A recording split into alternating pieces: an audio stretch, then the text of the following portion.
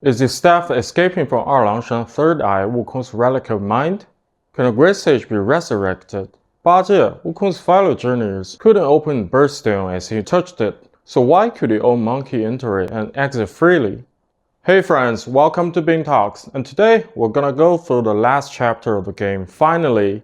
Moreover, I'll explain the endings that puzzle many players. Alright, without further ado, let's get into it. The old monkey on Mount Huaguo originally told us the story of the great sage. He told us that as long as we could find the 6 relics of him, Wukong could be resurrected. However, after the Destined One went through hardships and traveled through Blackwood Mountain, Yellow Wind Ridge, the New West, the Webbed Ridge, and the Flaming Mountains, having defeated 5 Yaoguai kings who had obtained the great sage's relics and retrieved them, the old monkey who had instructed the monkeys to set out to find the 6 relics told Bajie and the Destined One to return to Mount Huaguo after finding the 5 relics, and didn't mention the 6th relic. After the Destined One and Bajie returned to Mount Huaguo, it having sent countless celestial soldiers and captains to stop them. So where did 100,000 celestial soldiers and captains of heaven come from? They were actually summoned souls from the underworld. Those who had harmed lives when alive will be brought to the underworld to cleanse their sins. If the ability of these souls are noticed by the celestial court, they will be summoned to be celestial soldiers. It seems that they can escape the suffering in the underworld, but in fact, they will suffer even more in celestial court. Since these souls have no physical bodies, after the celestial court distributes them armor, they will be taken to a mold near Tushita Palace, where the armor will be installed on the corresponding parts of the souls.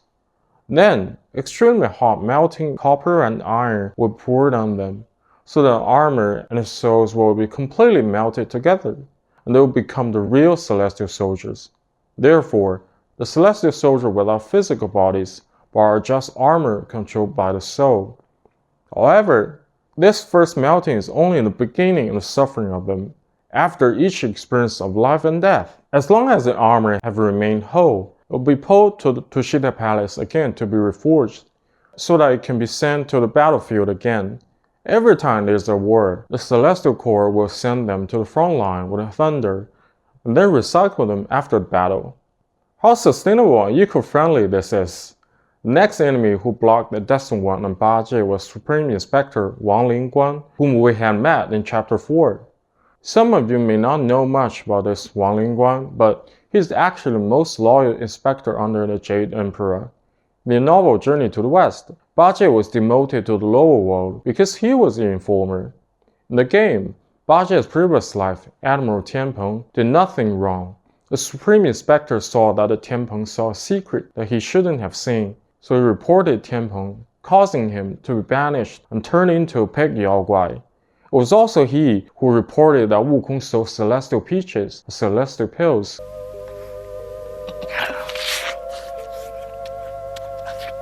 When Wukong was making trouble in Celestial Court. So in the story of Black Myth, the Supreme Inspector is an important minion of Celestial Court. Because of his duties, the Supreme Inspector is also a loner, and other immortals in the upper world try to stay away from him to prevent being caught. In order to reward him, the Jade Emperor incarnated his right hand on Supreme Inspector's head. From then on, whenever he went, it was as if the Jade Emperor was there in person. In addition to the Jade Emperor, the Supreme Inspector also had dealings with an old immortal, that is, Taishang Laojun. That's why we saw the Supreme Inspector and the Korean immortal, a subordinate of Taishang Laojun, descending to the mortal world together in Purple Cloud Mountain in Chapter 4. In short, this battle went from the ground to the sky. The Destined One finally strangled the Supreme Inspector in the air and twisted his head, which was Jade Emperor's right hand, off. He fell from the mid-air. At a critical moment, a cloud of mist floated over and saved Destined One's life. It turned out to be Wukong's Somersault Cloud. After the death of Great Sage, Somersault Cloud had been hiding in Mount Huaguo. Now he sends the 5 relics of his master and saved the Destined One's life. With the Somersault Cloud at his disposal, our protagonist has more freedom of movement. This is when he officially enters his hometown, Mount Huaguo. There are 4 Yaoguai chiefs in Mount Huaguo. Since the death of the Great Sage, his several pieces of equipment have also turned into Yaoguais. and they want to kill all the minions of Celestial Court. If you are able to subdue these beasts, you can get recognition of the Great Sage's equipment. Golden Armor Rhino was transformed from the Great Sage's golden armor. It indeed mirrored the Great Sage's indomitable spirit, never yielding to defeat. Even if its horn was shattered, it never lost the resolve to charge into battle, standing resolute and ready to fight anew. Cloud-treading deer is transformed from Sun Wukong Lotus Silk Cloud Treaders. It reflects his free-spirited and agile nature but also harbors his inherent ferocity. Once he falls behind, his true nature is revealed and he can no longer maintain his carefree facade. Fangtail General is a huge cricket transformed from the Great Sage's golden fangtail crown. It was adept at leaping and dodging, avoiding powerful foes whenever possible, and displayed a touch of the monkey's cleverness. It's no wonder that the crown on the monkey's head grasped his nimble thought so well. The mantis is actually transformed from the Great Sage's gauntlet. Seems the gauntlet inherited the Great Sage's ruthlessness, for it played tricks on Zhu Bajie with the same cunning. The Destined One defeated these Yao Guais one by one, and then he got a full set of armor of the Great Sage and restored the glory of Wukong. In addition to these beasts, there were some other Yao Guais staying in this mountain, such as the Mother Stones we have mentioned in Chapter 2. The Father Stones took the bones of the little girl to Flaming Mountains, hoping to ask Princess Rakshasi to revive the girl.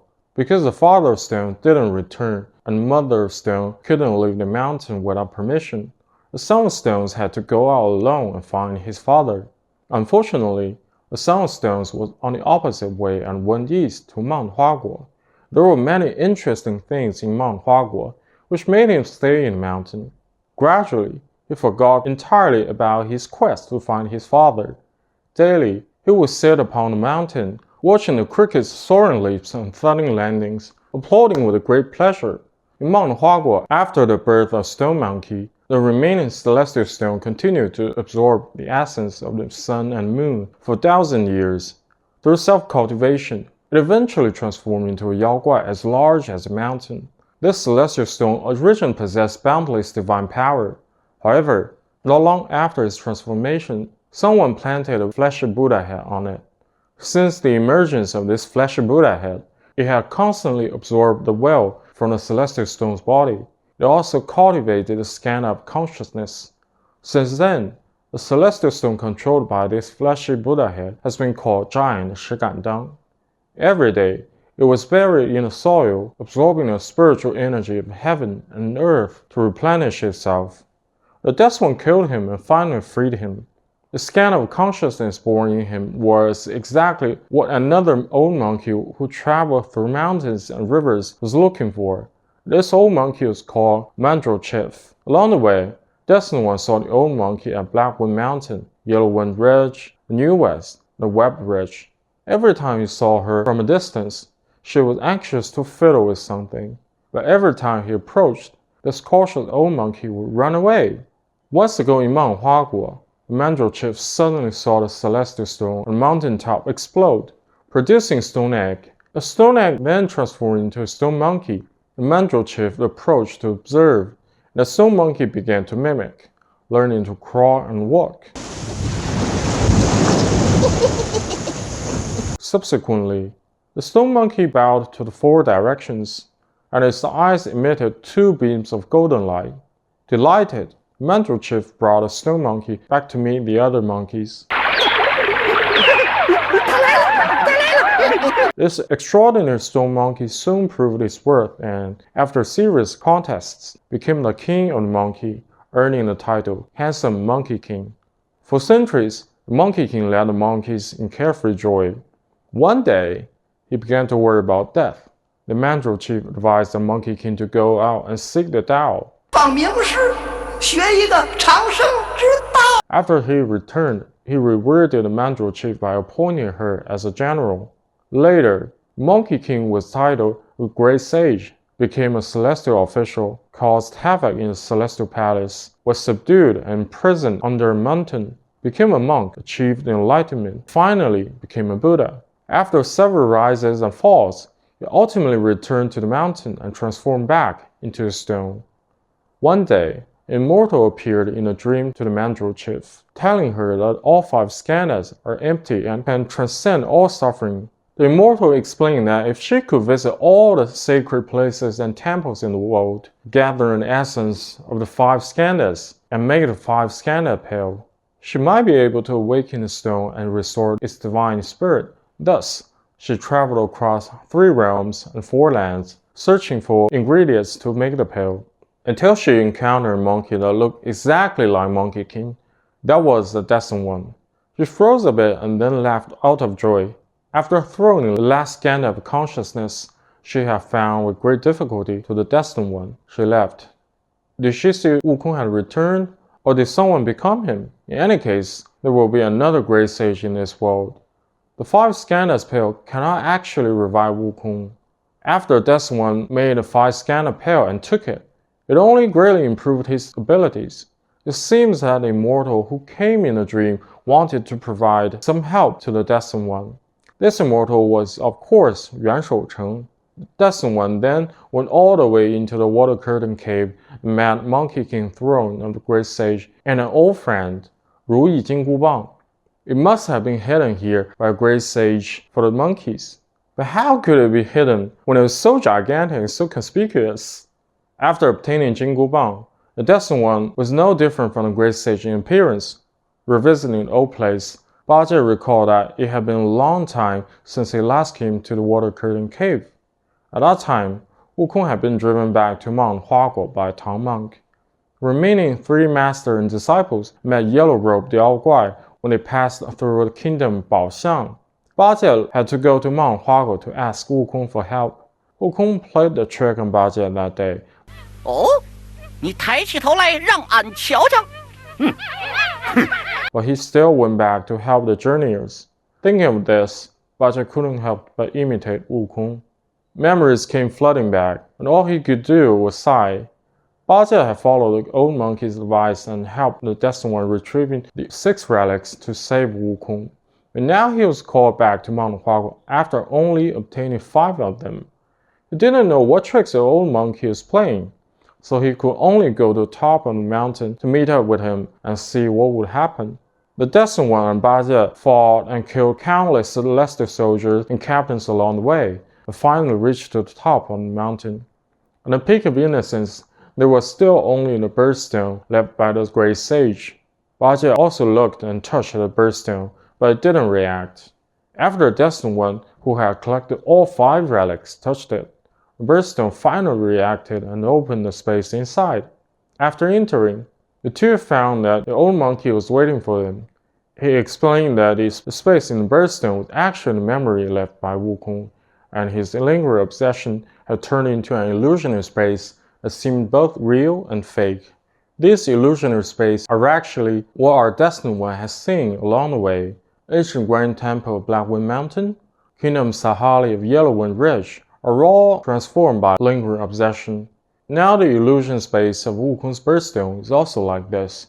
The old monkey rowed a small boat to ferry the 2 forward. Along the way, they saw memories of Wukong, and the old monkey commented all the imperfections of Wukong's past.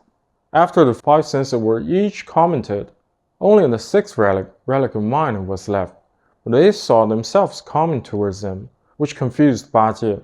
This is clearly the memory of the great sage. Why is there a reflection of themselves on the boat? Bajie asked the old monkey this question. The following conversation played a pivotal role in the whole plot. For one, Bajie, tell me which. Eye, ear, nose, tongue, body, and mind. Mind, it's mind. What did you just see? The 3 of us? That was the last one. Oh, I see now. It was you. I knew it from the beginning.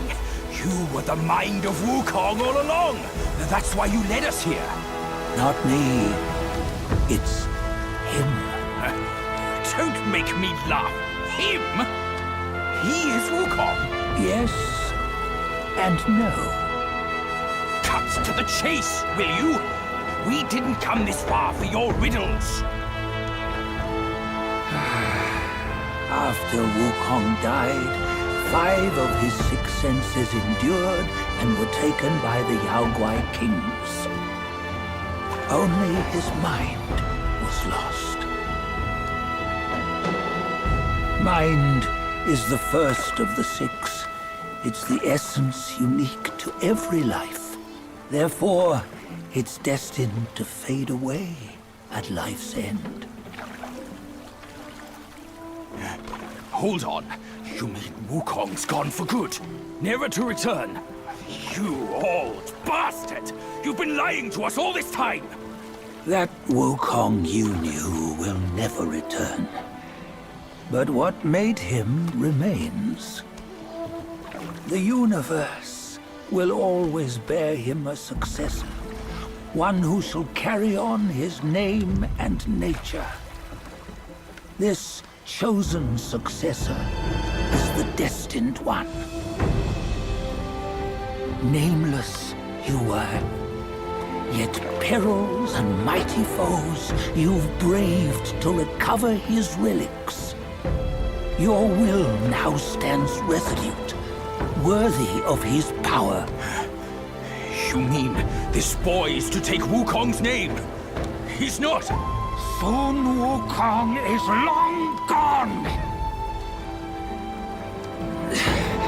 But deep down, you know he wasn't all that perfect. Now that he is dead, this one perhaps shall bear the name in his stead. The Destined One is both the relic and mind of the great sage and not. What does this mean? It is also strange that the world sees the heroic deeds of the great sage, but the old monkey only points out Wukong's past mistakes and regrets. The birthstone, which cannot be opened by Bajie, can be opened and entered freely by the old monkey. The identity of him is definitely not simple, but no matter what, if the Destined One wants to inherit the name of the great sage, he must defeat the broken shell of the great sage first. The final battle finally begins at this moment. Wukong was originally a stone monkey born from the celestial stone, so the broken shell of the great sage is naturally the appearance of the stone monkey. After a hard battle, the Destined One smashed the stone monkey and won the victory. But this was only the beginning of this battle. The stone monkey turned back into the appearance of the great sage and continued to fight the Destined One. Its desire to attack isn't strong. It seems to be guiding or testing the Destined One. After absorbing the 5 relics from the Destined One and integrating them into himself, he also showed the style of the great sage in the past. The Destined One lost these relics, but the Destined One who had gone through hardships along the way had enough determination and perseverance. After another hard battle, the Destined One finally defeated them and took back the 5 relics. Exhausted, he slowly walked towards the great sage and finally knelt in front of him. Watching the headband on his head falling into the water, the old monkey came and picked it up, but he didn't throw away the headband that harmed the great sage, but put it on the Destined One's head. The Destined One accepted without resistance. The first ending of the game ended in this way confusingly. The Destined One has been trapped in the birthstone on the great sage since then, and the birthstone is still waiting for the next monkey to start a new cycle. This is the first ending that all players will encounter. So, does the story end here? It can't be that simple. Still remember? In the 3rd chapter, in the New West, Maitreya hit a person who was very important to Wukong in the Great Pagoda. In the first 5 chapters, the so-called brothers always place one of the brothers among men to guide the Destined One. This brother, this hidden person, was actually a core figure in the battle to siege Wukong. Erlangshen actually had other intentions. After all, Erlangshen was described as, with a lofty heart, he claims no kin to the emperor above. How could he honestly serve as a minion for the celestial court that did so many evil things? And in this whole story, he was the only one who hoped Wukong would return the most. Let's take a look at his real experience back then. After the siege of Great Sage ended, the 6 relics of him were distributed to 5 Yaoguai kings, but 2 heavenly soldiers saw Erlangshen from afar. He also took something left by the Great Sage, but the 2 soldiers who knew their secret was killed by Erlangshen.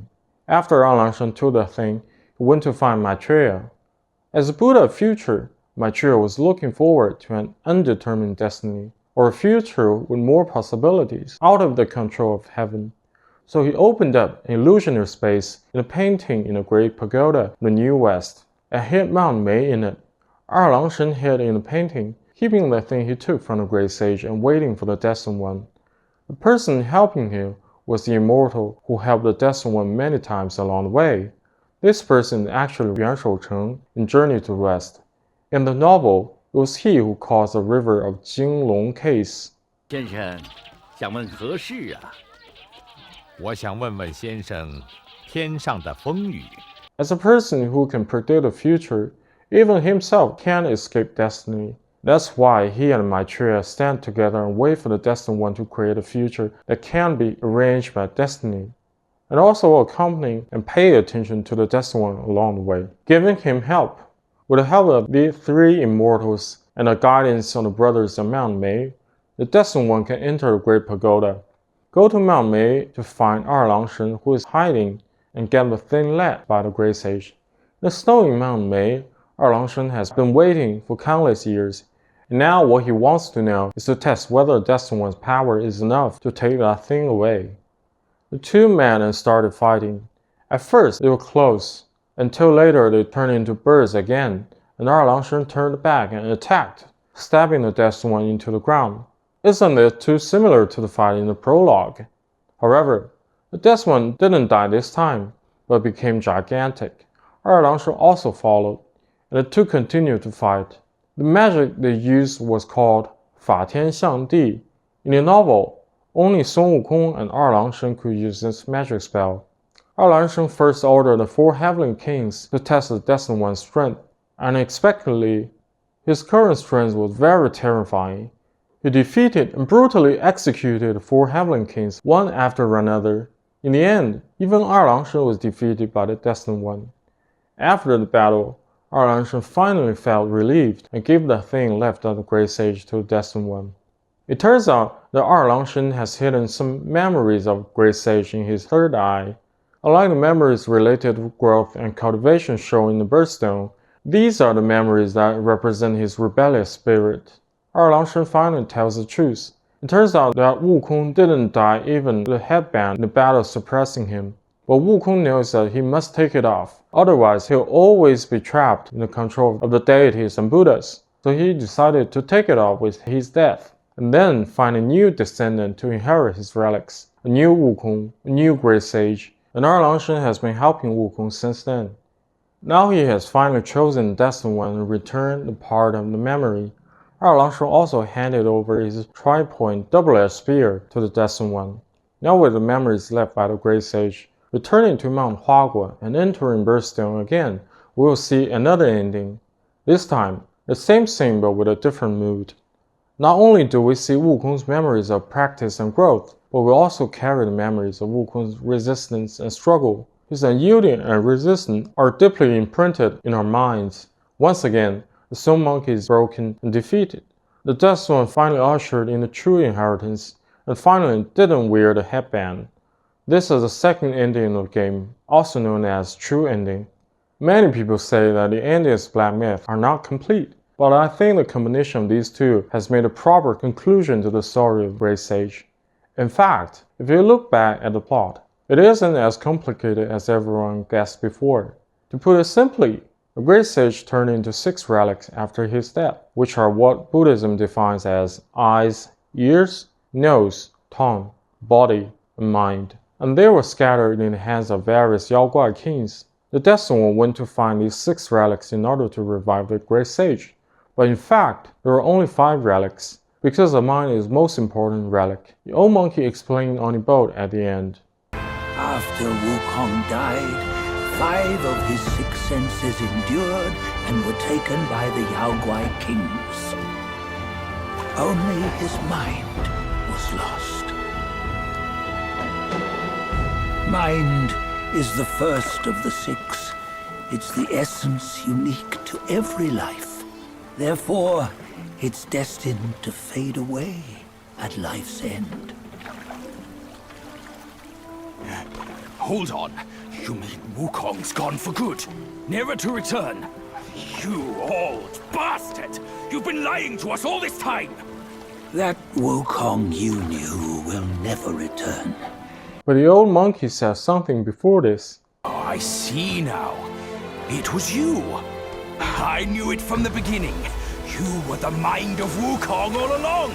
That's why you led us here. Not me. It's him. Don't make me laugh. Him? He is Wukong. Yes and no. Put in another word, the Death One himself is a mind essentially. But isn't this contradictory? Since he said that the mind of the Great Sage has perished, how can he also say that the Death One is his mind? Then he explained himself, pointing to Bajie and saying, That Wukong you knew will never return. But what made him remains. The universe will always bear him a successor, one who shall carry on his name and nature. This chosen successor is the destined one. That is to say, the Death One must combine the 5 relics with his own mind to form a new Wukong. The old monkey continued, Nameless you were, yet perils and mighty foes you've braved to recover his relics. Your will now stands resolute, worthy of his power. In other words, the whole process of the game is a test for the Death One, to test whether he can prove that he is worthy of the 5 relics of the Great Sage. So his last battle with the Great Sage's broken shell is a metaphor. The broken shell will snatch the 5 relics from the Death One during the fight, and after snatching them, the broken shell's strength will increase greatly, but it is still incomplete because it doesn't have all 6 relics. His mind has long disappeared, and the successor in front of him was the new mind.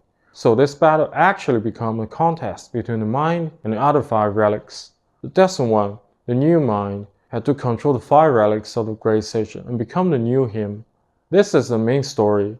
But why did the old monkey put a headband on the Death One in the end?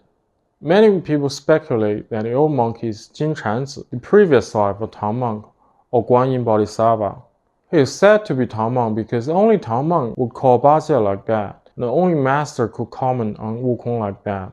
Tang Monk wants to bet on whether Wukong can find the real mind and escape the control of the deities and Buddhas. Those who think he's Bodhisattva Guanyin think that the purpose of the Mount Lingshan is to put a headband on the new Wukong's descendant so that they can completely control him. These speculations sound reasonable, but there is a detail in the game that I don't know if you have noticed. Even Bajie, who is closely related to Wukong, can't make the birthstone react, but the old monkey can enter and exit the birthstone like the Death One with 5 relics. So if he is Jin Chanzi or Guanyin, why can he do it? From this point of view, the old monk should be closer to an identity related to Wukong himself.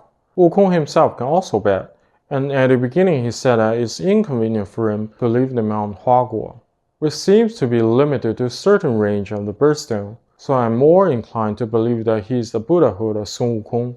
Although he has resigned from the position of Buddha, he still retains some Buddhahood. So why did he persuade and comment on Wukong along the way in the heart of birthstone? Doesn't this sound like Tang Monk teaching his disciple a lesson? Let's look at this passage again, but this time let's look at in a different context. Imagine 2 old friends who have experienced many years together are drinking and chatting. One of them is talking about his life, reflecting on his past mistakes and immaturity and his debts to others. The other is constantly comforting him, telling him not too much self-criticism. Put the old monkey into the old friend who is talking about his life, and put Bajie into the old friend who is constantly comforting him. Looking at this whole conversation from this context, does it sound reasonable? From this perspective, the old monkey's words and his sides are more like Wukong blaming himself. So I think the old monkey is more like Wukong's Buddhahood. But the question is, if the old monkey is a part of Wukong, why does the old monkey put a headband on the Destined One, his descendant? In my opinion, this is like a test of the Destined One, to test whether he has fully understood Wukong. Did he fully understand the rebellious spirit of the Great Sage? If the Destined One only has the ability of the Great Sage but lacks a rebellious spirit and sense of justice, then he is likely to become a minion of the Celestial Court and help them do evil. In this case, the remaining ghost of the Great Sage, that is, the old monkey, will put a headband on Destined One and let him sleep forever in Birthstone. The old monkey will wait for the next truly qualified Destined One to inherit the mind of Sun Wukong. Compared with the normal ending, the true ending has an animation at the end, like that of the other 5 chapters. The timeline of this animation is in reverse order. First, it goes back to the siege of Wukong and why he chose to die at the end of his life. Then is the story of the 4 masters and disciples on the journey to the west to obtain scriptures. Finally, it returns to the scene when Wukong proclaimed himself as a great sage on Mount Huaguo and agreed with several other Yaoguai kings to fight the Celestial Court. Suddenly, the scene changes from warm to cold, and time flies back to when the great sage resigned from his position as a Buddha and returned to Mount Huaguo. Including himself, there were 7 great sages who had sworn brotherhood with one another. Now he's the only one left, and all the monkeys in the Water Curtain Cave have been slaughtered. Sun Wukong, who was alone, resolutely turned around and went out to fight the invading celestial forces alone, which just connected with the opening of the game to form a complete closed loop. He desires to get rid of control even if the cost is his life. He upholds justice even if he gives up immortality. I think this is a core value of the game Black Myth Wukong, the spirit of rebellion. Alright, that's it my friend. This series Black Myth Wukong story explanation is finally completed, and I hope you got some value out of it. Thank you for watching till the end, and I really appreciate it. What would you like to watch for the next video? Leave in the comments below, and I'll see you in the next one. Bye.